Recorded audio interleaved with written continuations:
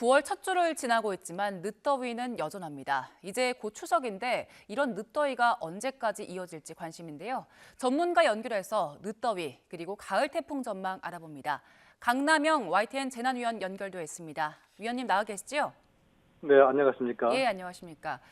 오늘 새벽에도 일어나고 보니까 더운 기운이 좀 있더라고요. 남부지방에는 열대야가 이어졌다고 하는데 이제는 좀 아침 저녁으로 선선해질 만도 한데 왜 아직까지도 늦더위가 이어지는 겁니까?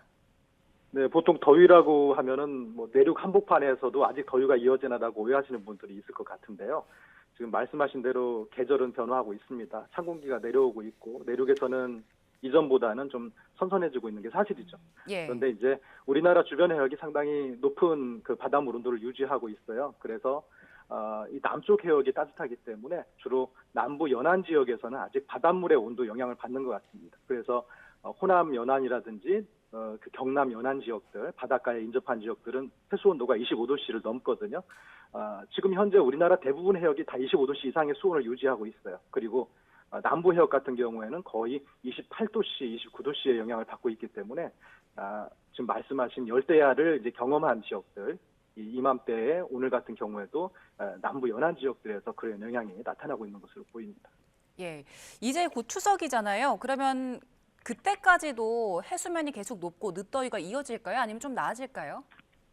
네, 계속 변화하고 있죠. 기온도 낮아지고 있고, 기온이 낮아지고 있다고 하는 것은 그만큼 수증기를 덜 함유할 수밖에 없습니다, 공기가. 그래서 우리가 체감하는 그런 더위들은 아무래도 찜통더위 이렇게 이야기하는 그러한 끈끈한 더위들은 점차 이제 느껴지지 않을 것 같긴 한데, 다만 우리가 좀 더 신경 써야 될 것은 그러한 이제 계절의 변화에 따라서 그 남쪽에서 여전히 그 영향을 미칠 것으로 보이는 그러한 열대 지역의 현상들과 북쪽에서 계절 변화로 남하하는 그런 찬 공기의 대립 이런 것들이 어떻게 우리에게 아직 끝까지 영향을 줄지 끝까지 좀 지켜봐야 될 상황이 되겠습니다.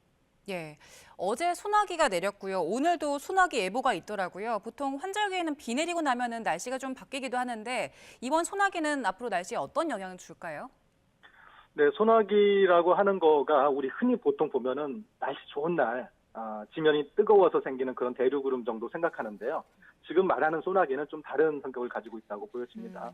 계절이 변화하는데 소나기는 가을로 가는 그 과정에서 찬 공기의 간섭이 지금 이제 이어진다라고 하는 그 결과이거든요. 그래서 아이러니하게도 소나기가 내렸다라고 하는 것은 그만큼 찬 공기가 대기를 흔들어 주는구나, 불안한 대기를 만들어 주는구나. 찬 공기 시그널로 이해하는 게 더 앞으로 진행되는 그 상황들을 이해하는 데 더 효과적일 것 같습니다. 예. 올여름 더위가 정말 이례적이었잖아요. 근데 늦더위 상황 보니까요. 보통 8월 중순쯤이면 해소가 되는데 올해는 9월 중순까지도 기온이 계속 높더라고요. 이런 늦더위를 식힐 가장 중요한 요소는 어떤 게 있을까요? 네, 지금 늦더위라고 이야기하는 것 자체가 이제 수증기의 관성, 열적 관성 이런 것들을 우리가 지금 체감하고 있는 거에 반상인데요. 예. 수증기가 좀 많이 증발해 있는 그 상황을 올해 맞이했습니다. 우리가. 그래서 왜 그런가 하면은 우리나라 지역 또 일본까지도 그러는데요.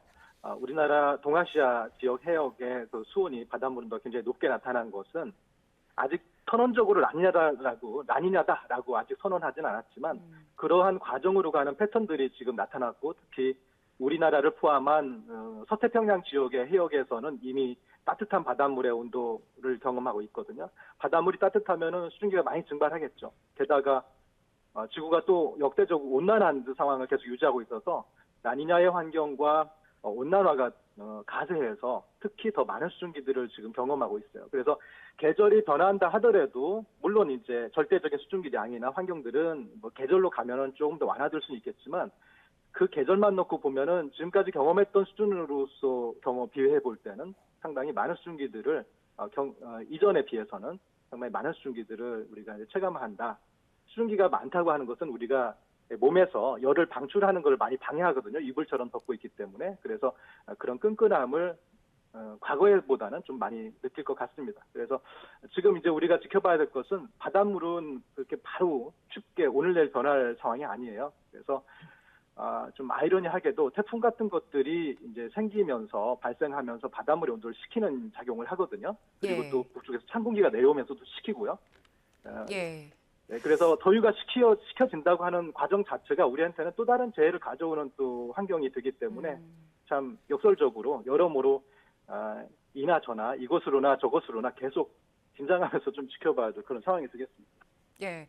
위원님 큰 차원에서 좀 짚어주셨는데 올여름이 앞으로 다가올 모든 여름과 비교해서 가장 시원한 여름이 될 거다 이런 전망들도 있더라고요. 위원님은 어떻게 전망하십니까? 시원한 여름이 언제 말씀하시는 거죠? 올여름이 이제 가장 시원할 것이다. 앞으로 계속해서 이런 찜통 더위, 더울 것이다, 늦더위는 앞으로. 이어질 것이다. 네. 이런 전망들이 많더라고요. 네, 지금 말씀하신 거는 앞으로도 계속해서 올해 경험한 것 같은 상황이 이례적인 것이 아닌 것이 될 것이다라고 하는 이야기들이 이제 있는 것으로 저도 듣는데요.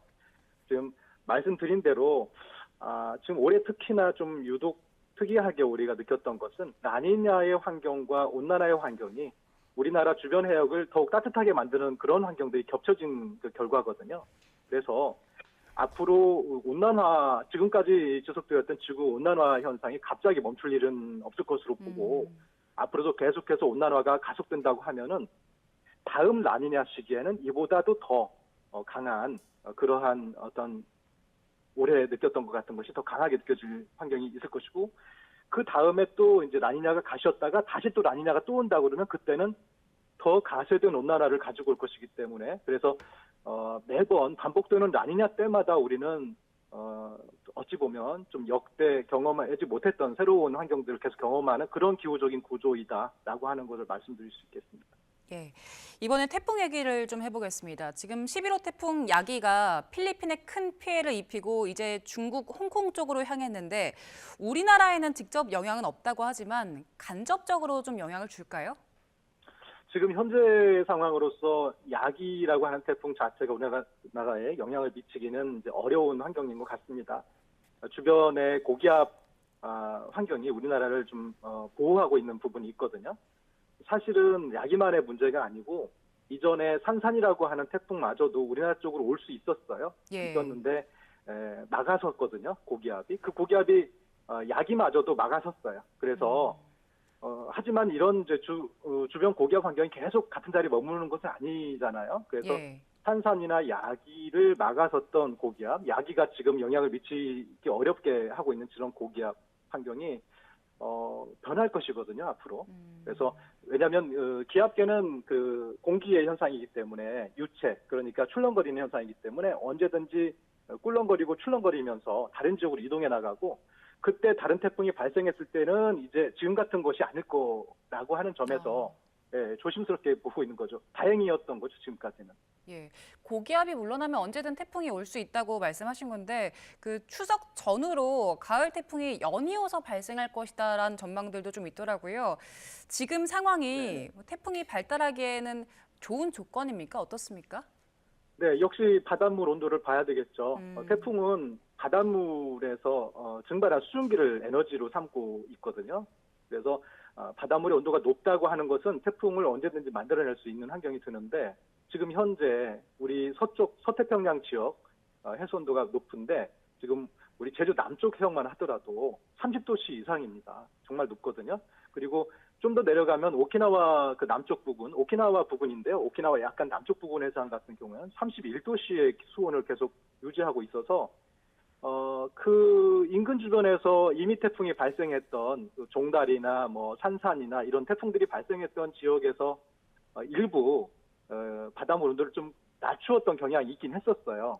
그런데 아직 완전한 서쪽 지역으로는 제대로 그 수온을 낮추지 못해서 여전히 지금 예를 들어서 뭐 화약이다라고 하면 화약이 많이 지금 쌓여 있는 그런 상황이라고 보여져서 언제든지 태풍이 발생해도 이상하지 않고 지금 현재만 하더라도 많은 씨앗들이 지금 있습니다.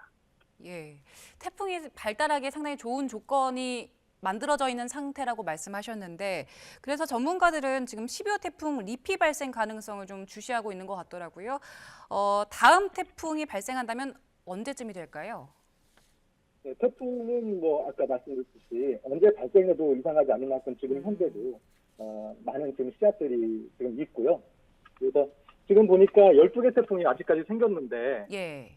통계적으로 보면 한 해 25.1 통계적으로 보니까 소수점이 나오긴 했는데 약 25개의 태풍 정도가 한 해에 생긴다. 이게 지금까지 우리가 경험했던 통계예요. 그런데 9월까지를 통계를 보면 18.5개, 그러니까 18, 9개 정도가 9월까지 생기는데 지금 현재 12개 생겼거든요. 예. 그러니까 아직 9월까지 가면은 6, 7개 태풍 정도가 더 생겨야지 통계의 평균 수준을 가는 거예요. 평균 그렇네요. 수준이라고 하는 게. 그러니까 사실 라니냐라고 하는 그런 환경, 그런 경향에서는 태풍을 좀 억제하는 환경이 있고요. 그리고 온난한 환경에서도 태풍을 억제하는 환경이 있긴 합니다. 그래서 태풍 발생 수만 놓고 보면은 사실은 태풍이 많이 발생하는 해는 아니에요. 환경적으로. 그런데 우리나라를 포함하는 서쪽 해역의 열적 환경이 너무 좋고요. 그리고 지금 현재도 이제 그러한 언제든지 생겨도 되는 상황인데 이게 중요한 게 아니라 발생하면 어디로 갈지를 지켜보는 상황이 더 중요하거든요. 그런데 한여름에는 8월 같은 경우에는 발생한다 하더라도 이제 가로막고 있는 고기압의 영역이 넓었는데 9월, 10월로 가면은 아무래도 아까 말씀드린 대로 지금도 방어하고 있는 그러한 고기압의 환경이 좀 수축되거나 빈틈을 열 가능성이 있어서 경로가 어떻게 열릴까를 주목해야 되는 부분이 더 크고요. 지금 주변 고기압이 계절을 맞이하면서 사그러지는 그런 상황들이 우리나라 쪽으로 태풍의 진로를 어떻게 만들어낼까라고 하는 거를 이제 그것을 지켜보는 것이 이제 우리로서는 가장 최선이 되는 것이죠. 예, 알겠습니다. 오늘 말씀 여기까지 듣겠습니다. 지금까지 강남영 YTN 재난위원과 함께 늦더위 그리고 태풍 전망 알아봤습니다. 고맙습니다. 네, 감사합니다.